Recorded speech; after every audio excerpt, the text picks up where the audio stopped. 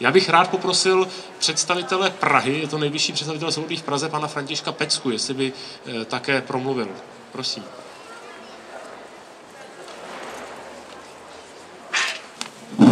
Já děkuji za slovo. Vážené shromáždění, já budu mnohem kratší než mý předřečníci. Právě před několika okamžiky odvysílala televize starší český film, který se jmenuje Nebeští jezdci. Tento film pojednává o hrdinství československých letců za druhé světové války v Anglii. Přezdívky Prcek nebo Študent jsou v myslích mnohých z nás hluboce zapsány. Tito hrdinové a spolu s nimi statisíce dalších řadových bojovníků na jiných frontách bez nároku na slávu a vděčnost národa bojovali a pokládali své životy za naši svobodu.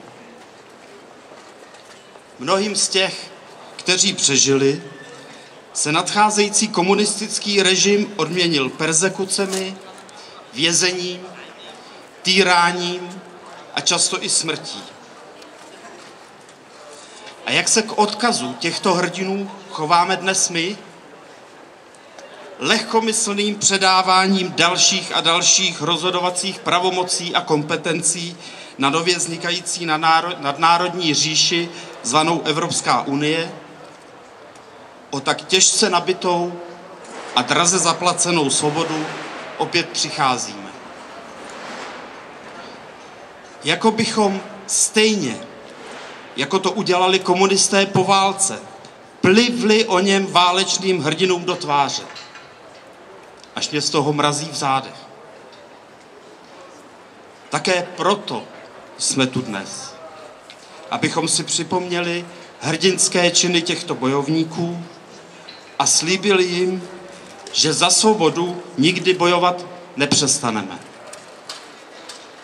My jim to totiž dlužíme. Děkuji.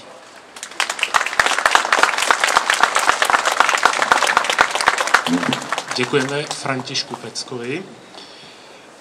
Já bych chtěl připomenout, že dnes mezi námi a dokonce přislíbil účast Ladislav Jakl, osobní tajemník prezidenta republiky. Nicméně teď v poslední chvíli máme zprávy, že je zaneprázdněn nějakými přípravami na dnešní oslavy na Pražském hradě a uvidíme, jestli to stihne ještě do konce našeho tady setkání dorazit. Každopádně nás Ladislav Jakl pozdravuje.